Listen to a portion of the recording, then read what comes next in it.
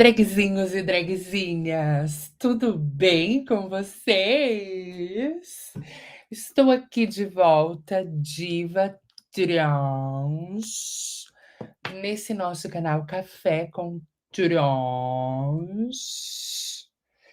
para... Ai, não vou atender agora, gato. Foi o A. Estamos aqui hoje para falar de babados trans. Então, essa semana eu fiz bastante vídeo, né? Vamos lá, gente. Eu tô fazendo todo esse ererê transfônico aqui. Super transinho, esse babado, porque eu quero que vocês clica aqui embaixo no curtir, verifica se você está inscrito no canal. Enquanto isso, eu vou fazer aquela nossa verificação do som. Se o som está saindo tudo bem para vocês, porque como vocês sabem, eu já perdi vídeos aqui no canal por isso. Está saindo bem bonitinho. Então vamos lá. Eu tenho 2 coisas pra gente tratar nesse vídeo. Gente, minha unha tá horrível, né, eu preciso fazer a unha hoje. Hoje é dia de fazer a unha, de fazer o cabelo, de fazer toda a palhaçada dela. Mas eu tenho 2 coisas pra gente discutir. A primeira O primeiro vídeo, eu acho até que eu vou soltar 2 vídeos hoje, tá? Então aproveita, verifica se você tá com a campainha aqui ativada para você receber sempre um alerta de quando eu estiver fazendo live ou de quando eu postar um vídeo. Eu vou trazer 2 vídeos aqui hoje. Um deles é um vídeo que eu acho bem importante, tá ligado com a temática trans, e é, um vídeo em que nós vamos com um doutor, um psiquiatra, um psicólogo especialista, falar sobre a explicação científica da transexualidade. Então deixa eu dar um share aqui, explicação científica. Esse tá bem bonitinho. Ai, que lindo! Então deixa eu até pôr assim, ó, que eu acho que esse é a melhor maneira de vocês verem. E aí a gente vai ver com o doutor aqui, que eu esqueci o nome dele, mas ele vai se apresentar e a gente vai entender se existe alguma explicação científica para transexualidade.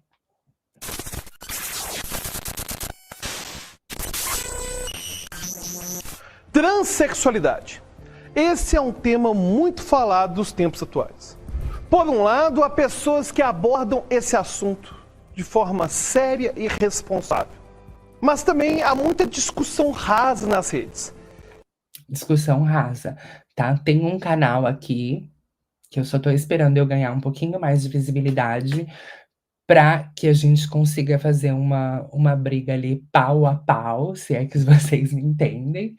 Porque tem uma menina que passa muita fake news, faz muita crítica, faz um ataque gratuito, um ódio, e a gente vai chegar nela. Espera, vocês estão me ajudando. Eu sei que vocês já estão inscritos aqui no canal. Confirma se a sua subscrição tá certinha, porque assim que eu conseguir atingir 1.000 seguidores aqui, a gente vai começar a bater de frente com essa menina que só produz fake news, só traz desinformação, só vomita o ódio, a raiva que ela tem das pessoas trans.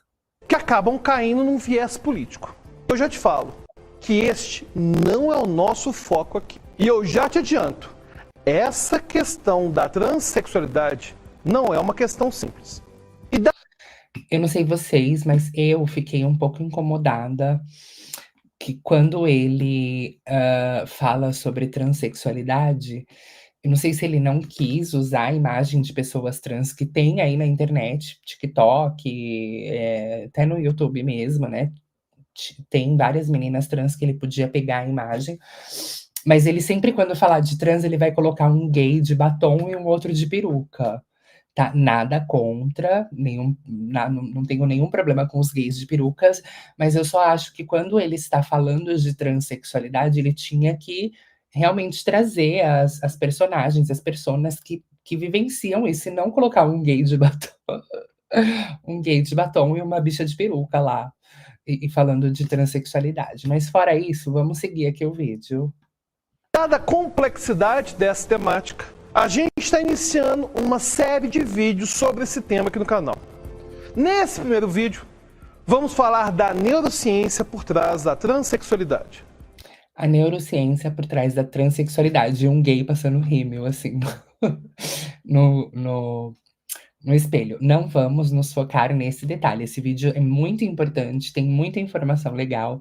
Só vai destoar um pouquinho, porque sempre que ele falar de transexualidade, você vai ver um gay passando batom, passando rímel, ou um gay de peruca, uma drag queen, que não são figuras trans. Mas as informações que ele passa agrega muito pra gente. Vamos então continuar assistindo. Nos próximos vídeos, falaremos de alguns tópicos sensíveis sobre esse assunto, como os desafios envolvendo as pessoas trans nos esportes, nos presídios e a questão das crianças trans. E se você não me conhece, eu sou Alberto Elisola, professor de Alberto Elisola é o nome desse professor de psicologia. E você está no Como a Mente Funciona, o canal onde falamos de filosofia, psicologia, neurociência e muito mais. Mas bora lá falar de transexualidade. Primeiramente, é muito importante nos atentarmos para a situação social vulnerável em que esse grupo se encontra de uma forma geral. E para isso, como sempre fazemos aqui nesse canal, falaremos de fatos e dados. Temos como referência os dados de 2021 do Transgender Europe. Tá, então assim, o que eu amei muito no Dr. Alberto é que ele não pegou dados da ANTRA, tá? Porque como nós somos brasileiras, e não importa de onde você esteja vendo esse vídeo, provavelmente, se você tá me assistindo é porque você entende português, então ele poderia ter pego dados da ANTRA, mas a ANTRA sempre vai colocar que o Brasil é o país que mais mata trans, e vai trazer uma realidade ali muito local da realidade brasileira. Esse Transgender Europe é uma instituição que tem aqui na Europa e que mede também quase que os mesmos dados da ANTRA. E é aí que literalmente a nossa cara vai cair no chão, porque a gente vai ver que é tudo igual. Que mostraram que pelo 13º ano consecutivo, o Brasil tem sido o país que mais mata pessoas trans no mundo todo. Isso é, o Brasil é o país que mais tem acesso a esse tipo de dado, tá? E o que mais reporta para essas associações, para essas instituições de travesti. Mas este número é alarmante. Por que que o Brasil continua por 13 anos seguidos liderando esse ranking? A estatística aponta que 4 em cada 10 assassinatos de transexuais do mundo vão acontecer no Brasil. E ainda que boas condições socioeconômicas não sejam garantia de qualidade de vida para pessoas dessa população, é óbvio que a pobreza tende a ser um grande fator de risco para desfechos negativos na vida das pessoas. Apesar de o Brasil ser um país com um grande número de assassinatos de forma geral, isso pode sim fazer parecer que a morte de pessoas trans é só uma consequência. Vale lembrar que esse grupo é atingido mesmo em países com baixos índices de homicídio, como Austrália, Alemanha, Portugal, Nova Zelândia, Singapura e Espanha. E um outro ponto também que eu quero apontar aqui, que normalmente o pessoal fala, mas feminicídio ocorre em qualquer lugar do mundo. Sim, o feminicídio ocorre em qualquer lugar do mundo. Mas se você observar, depois, né, isso são todos os dados que a própria polícia acaba divulgando, ou as reportagens, enfim. A mulher, quando ela é morta, ela normalmente é morta com um tiro, uma facada e deu. E quando a gente fala de assassinato de pessoas trans, sempre envolve muita violência, sempre envolve, tem que arrancar o coração, tem que arrancar os braços, tem que cortar a cabeça, tem que cortar o bilulito lá embaixo. Então, assim, as pessoas que matam as trans, elas conseguem expressar ali, né, no momento em que estão cometendo esse crime, elas conseguem expressar todo o ódio que elas sentem, porque é sempre 40, 50 facadas, tiro, paulada. É uma tortura, é um horror. Ou seja, a violência contra transgêneros é sim generalizada.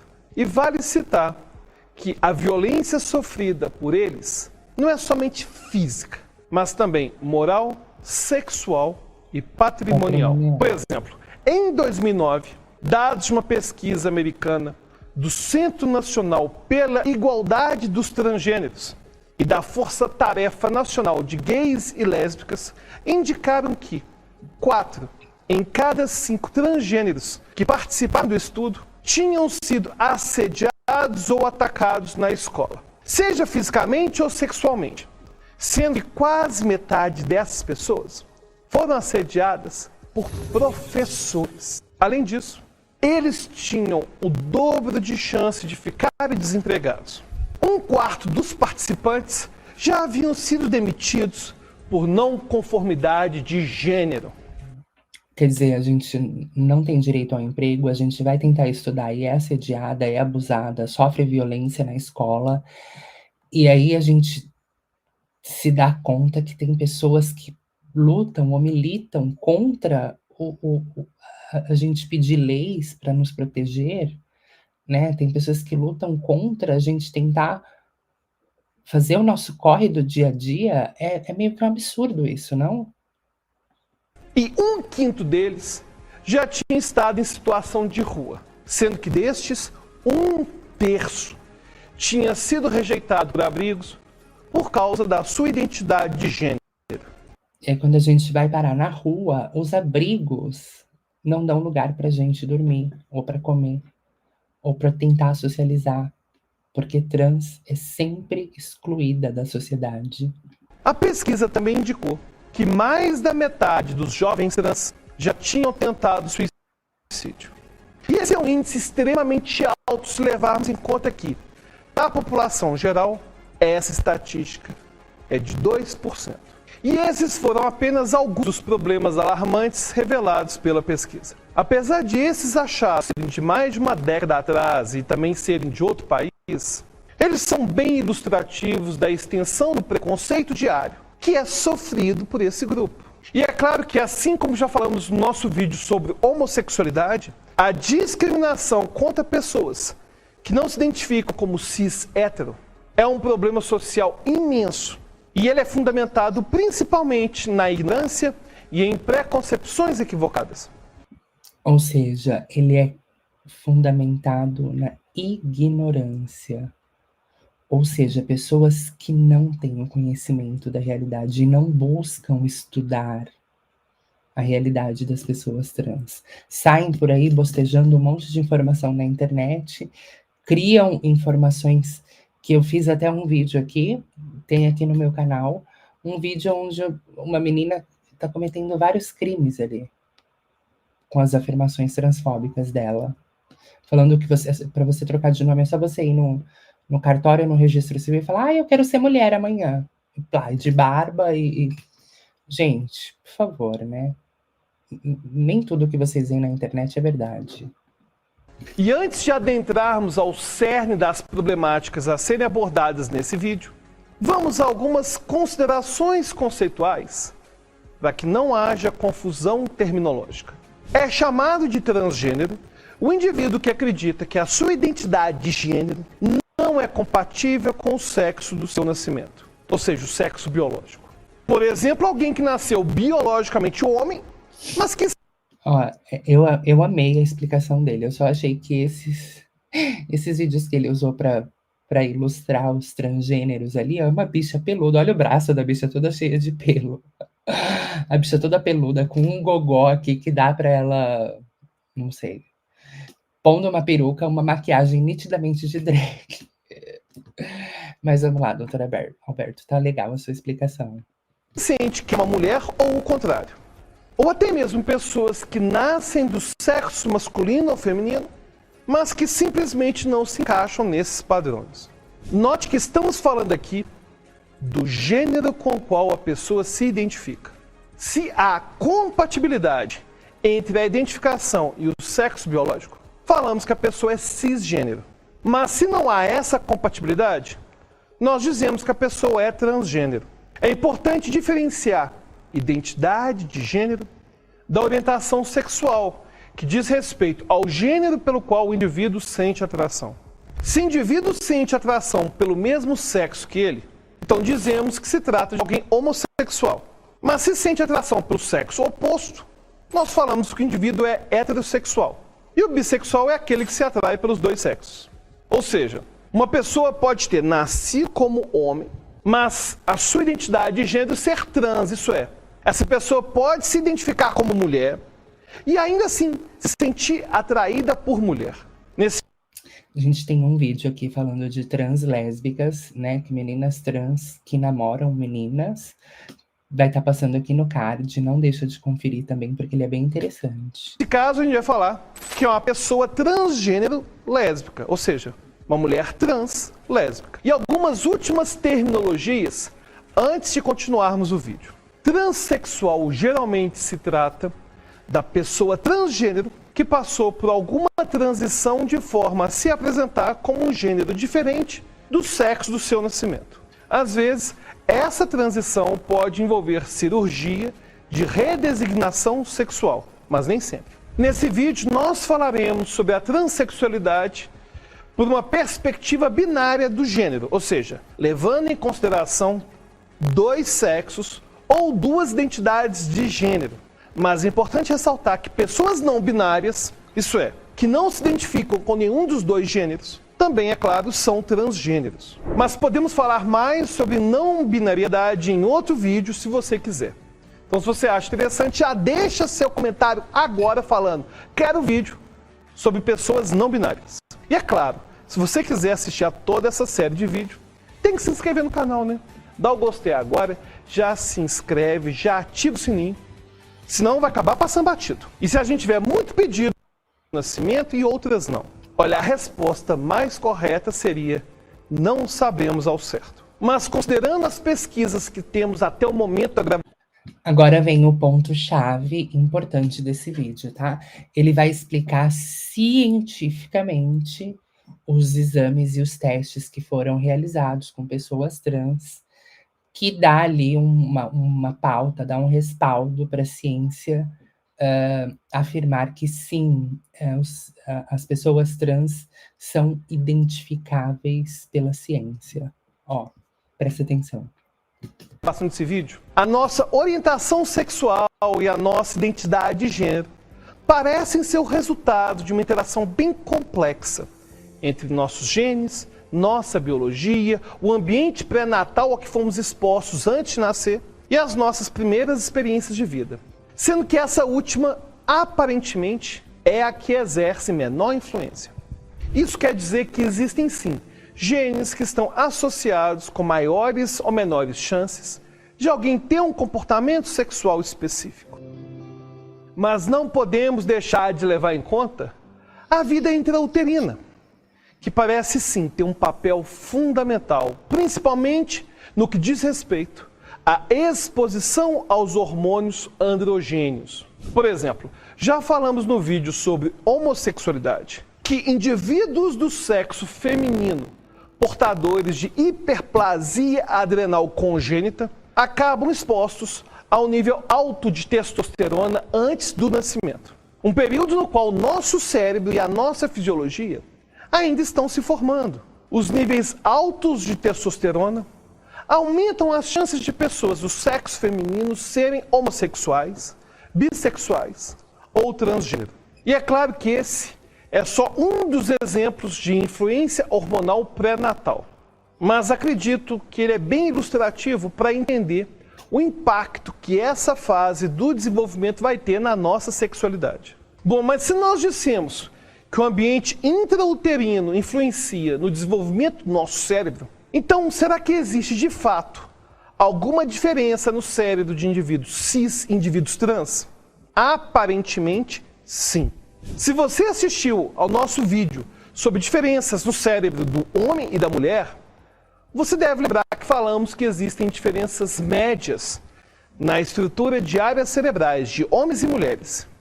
E inclusive ressaltamos que as pesquisas citadas foram feitas com indivíduos cisgênero. O que quer dizer que, se compararmos um grande grupo de homens e outro grupo de mulheres, a proporção média de algumas áreas cerebrais vão diferir de um grupo para o outro. Por exemplo, a área denominada núcleo-leito da estria terminal vai ser maior nos homens do que em mulheres.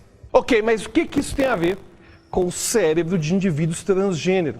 Acontece que a estrutura do cérebro de indivíduos desse grupo se aproxima mais do gênero com o qual eles se identificam do que com o sexo biológico do nascimento. Ou seja, a estrutura do cérebro das pessoas trans se aproxima mais com o cérebro do qual elas se identificam do que com o sexo do nascimento. Isso quem está dizendo é um doutor de uma faculdade estudado, tá? Não sou eu que tirei fonte da minha cabeça, vozes da minha cabeça e tô vindo aqui bostejar na internet, não. Um doutor psiquiatra. Por exemplo, em mulheres trans, o núcleo que citamos agora há pouco tende a ser do tamanho do núcleo das mulheres cis, e não de homens cis. Ainda que, no caso da mulher trans, o sexo que ela teve no nascimento biológico tenha sido masculino. Em suma, a estrutura do cérebro de um indivíduo tende a ser mais parecida com a do sexo com o qual ele se identifica, que ele sente pertencer, do que com o seu sexo biológico, ou seja, do seu nascimento. Em outras palavras, em nível cerebral, não é como se pessoas transgênero apenas pensassem que são de outro gênero. É como se seu cérebro estivesse preso num corpo com o qual ele não condiz. Por exemplo, o cérebro de um homem no corpo de uma mulher e vice-versa. No entanto, apesar de todos esses achados, ainda não é possível fazer uma ressonância magnética funcional ou qualquer outro tipo de exame sofisticado para diagnosticar alguém como trans. Inclusive, esses achados se referem à média. Não está falando de psicodiagnóstico. É claro que seria muito mais simples se a ciência pudesse detectar tudo isso de forma objetiva, escaneando o cérebro de alguém, identificando, essa pessoa é do gênero masculino, ou do gênero feminino, enfim. Ocorre que o ser humano é um ser complexo, ele é um ser biopsicossocial, e todas essas variáveis vão ter algum papel na determinação do gênero. E é justamente por isso que o gênero vai ser identificado por meio de autorrelato. Afinal, nada melhor que a própria pessoa para falar com o que ela se identifica. E um outro ponto importante de destacarmos é o exemplo ilustrativo dos membros fantasmas, que inclusive já falamos aqui em outro vídeo. Basicamente isso acontece quando uma pessoa tem uma parte do seu corpo amputada, mas o sujeito ainda sente que um membro está lá. Afinal, a parte do cérebro que processa aquele membro ainda está intacta. Daí ocorre aquele fenômeno de um indivíduo sem braço sentir o movimento do braço amputado, sentir o braço coçando, ou até mesmo sentir algum tipo de dor, mesmo que o membro não esteja mais lá. Essa sensação do membro fantasma pode acontecer com qualquer parte do corpo. E acontece até mesmo com homens que tiveram que amputar o pênis devido a alguma doença, como o câncer. No entanto, esse fenômeno do membro fantasma parece ser menos frequente em transexuais que passaram por uma cirurgia de redesignação sexual. Ou seja, apesar de a sensação de um pênis como um membro fantasma ser relativamente comum em casos de homens cis que tiveram que amputar o pênis, parece que esse fenômeno é menos frequente em indivíduos transgênero que nasceram biologicamente como homens, mas que se identificam como mulher e que optam pela cirurgia de redesignação sexual. Uma hipótese para isso seria que, em nível cerebral, aquele pênis nunca tivesse pertencido àquele corpo, já que o cérebro processava um corpo feminino mesmo antes da operação. Aliás, alguns homens trans, isso é, pessoas que nasceram com sexo feminino, mas que se identificam como sendo homens, possuem dores relativas a um pênis que muitas vezes não existe. Talvez a ausência ou presença de dores fantasmas ou de sensações fantasmas possam indicar uma possível incompatibilidade entre a imagem corporal específica de gênero do cérebro e o gênero somático externo.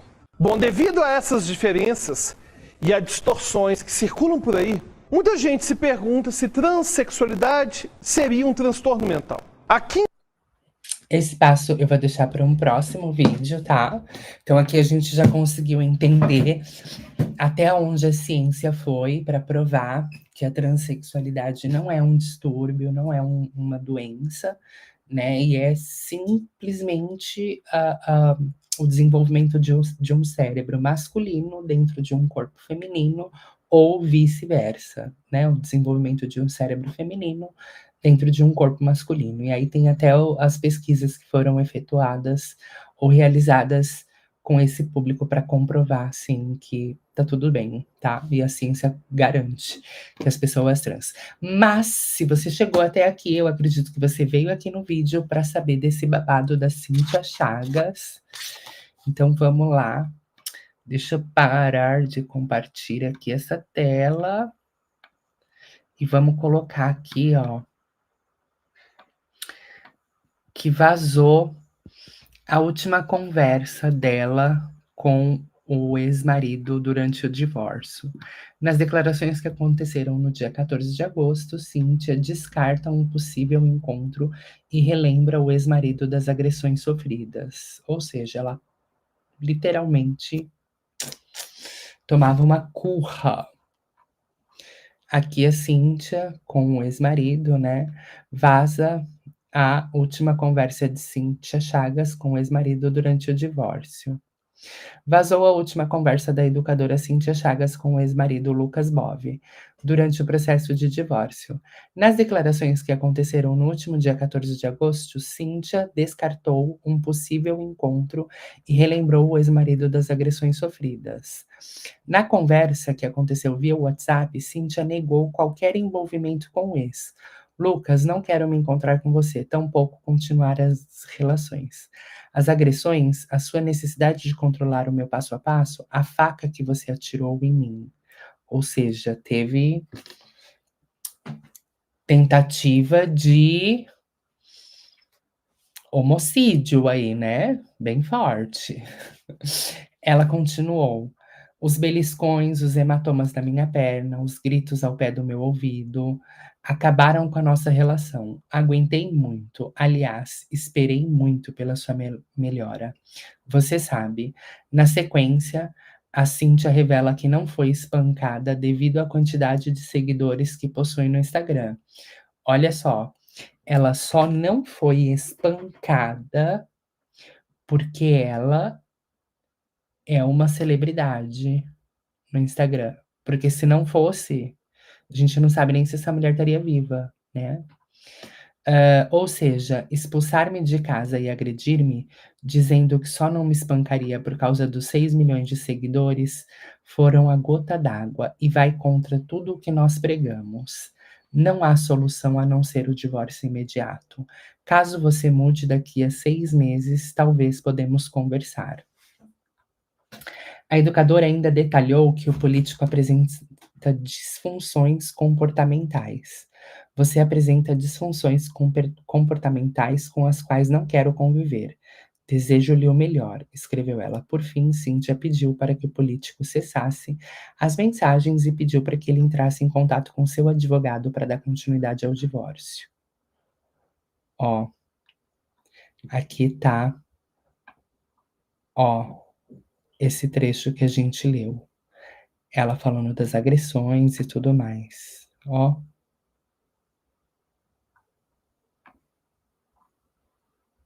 Estou te bloqueando novamente a fim de manter minha paz. Peço que pare de me mandar mensagens para a Clarissa e que entre em contato com meu advogado para prosseguirmos com o divórcio. Boa noite, que fechemos o ciclo em paz.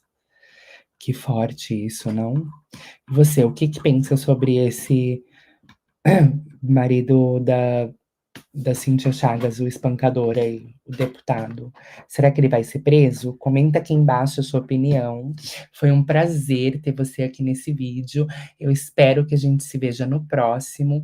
Não esquece de conferir se você está subscrito aqui no canal para você acompanhar sempre todos os vídeos que eu estou postando. Um beijo e até o próximo. Tchau, tchau!